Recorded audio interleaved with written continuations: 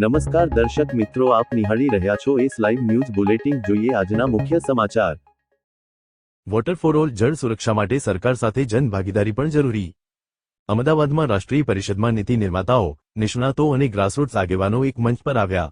ભારતના જળ ભવિષ્ય અંગે જાગૃતિ વધારવા સાથે યુનિવર્સિટી સ્તરે જલ વ્યવસ્થાપન માટે અલગ શૈક્ષણિક વિશ્વવિદ્યાલયની આવશ્યકતા પર ભાર અધોરેખિત। ભારતના જળ ભવિષ્યને સુરક્ષિત કરવા માટે સરકાર, સંસ્થાઓ અને સમાજે સાથે મળીને પ્રયાસો કરવાની જરૂરિયાત પર ભાર મુકાયો છે।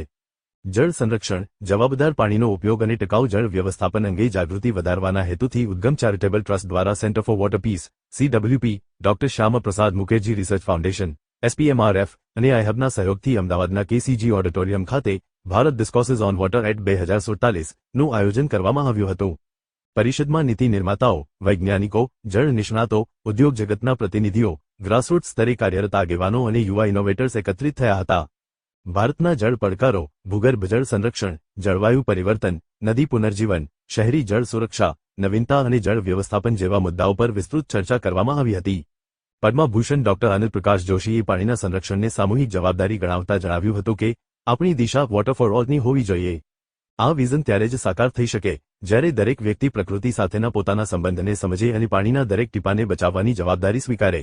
જળ સુરક્ષા માત્ર ઇન્ફ્રાસ્ટ્રક્ચર ઊભું કરવાથી શક્ય નથી, તેના માટે આપણી વિચારસરણી, જીવનશૈલી અને કુદરતી સંસાધનો પ્રત્યેના અભિગમમાં પરિવર્તન જરૂરી છે। સરકાર, સંસ્થાઓ, સમુદાયો અને નાગરિકો સાથે મળીને કાર્ય કરશે તો જ દરેક જીવ અને આવનારી પેઢી માટે પાણીની ઉપલબ્ધતા સુનિશ્ચિત કરી શકીશું। પદ્મશ્રી ઉમાશંકર પાંડેએ જળ સંરક્ષણમાં જનભાગીદારીના મહત્વ પર ભાર મૂકતા જણાવ્યું હતું કે ભારતના જળ પડકારોનો ઉકેલ માત્ર સરકારના પ્રયાસોથી નહીં, પરંતુ દરેક ગામ, દરેક સમુદાય અને દરેક નાગરિકની ભાગીદારીથી શક્ય બનશે। જ્યારે લોકો પોતાના સ્થાનિક જળસ્રોતોની જવાબદારી સ્વીકારે, પરંપરાગત જળ વ્યવસ્થાઓનું સંરક્ષણ કરે અને સામૂહિક રીતે કાર્ય કરે, ત્યારે જ જળ સંરક્ષણ એક સરકારી કાર્યક્રમ નહીં, પરંતુ જન આંદોલન બની શકે છે। આપણી પરંપરાગત જ્ઞાન પરંપરામાં પાણીના સન્માન અને સંરક્ષણની સમજ પહેલેથી જ છે। હવે આ સામૂહિક ભાવનાને ફરીથી આપણા રોજિંદા જીવનનો હિસ્સો બનાવવાની જરૂર છે।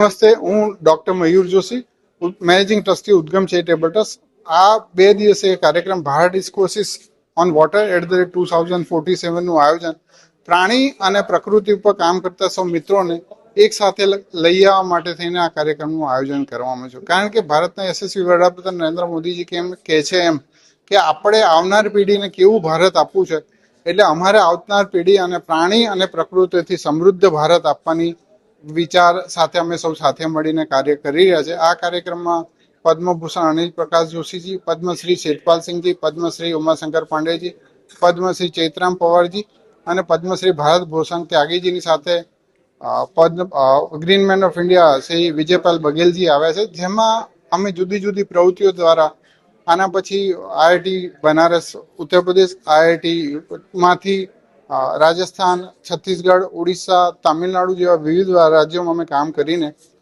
વિદ્યાર્થીઓમાં ઘરનું વોટર બજેટિંગ, સોસાયટીનું વોટર બજેટિંગ અને ગામનું વોટર બજેટિંગ દ્વારા જલ સંરક્ષણ અને પ્રકૃતિ સંવર્ધનનું કાર્ય અમે કરવા જઈ રહ્યા છીએ। આ પ્રસંગે doctor Mayur Joshi, managing trustee, Udgam charitable ટ્રસ્ટે જણાવ્યું હતું કે જળ સુરક્ષા માત્ર સરકારોના પ્રયાસોથી પ્રાપ્ત થઈ શકે નહીં, તેના માટે જાગૃતિ, વર્તણૂકમાં પરિવર્તન અને સામૂહિક પ્રયાસ જરૂરી છે। અમારો પ્રયાસ આ ચર્ચાને કોન્ફરન્સ હોલથી સમુદાયો સુધી લઈ જવાનો અને જળ સંરક્ષણને સૌની સહિયારી જવાબદારી બનાવવાનો છે। પરિષદમાં ભારતની પરંપરાગત જળ સંરક્ષણ પદ્ધતિઓને પણ મહત્વ આપવામાં આવ્યું હતું। જોહડ, બાવલી, કુંડ અને અન્ય પરંપરાગત જળસંચય પ્રણાલીઓના સંરક્ષણ અને પુનર્જીવન સાથે ભૂગર્ભ જળ સંરક્ષણ, નદી પુનર્જીવન, જળવાયુ સ્થિતિસ્થાપકતા અને શહેરી જળ સુરક્ષા અંગે ચર્ચા કરવામાં આવી હતી।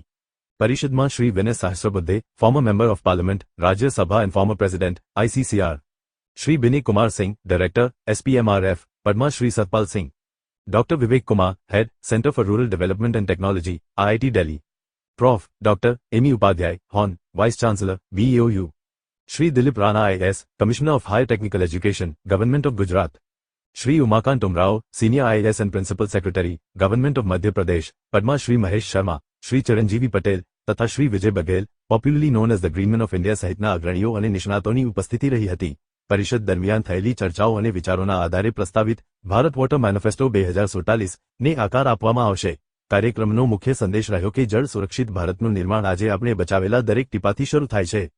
તો દર્શક મિત્રો, આ હતા અત્યાર સુધીના સમાચારની ખાસ ગતિવિધિ માટે આપ નિહાળતા રહો એસ લાઈવ ન્યૂઝ બુલેટિન। નમસ્કાર।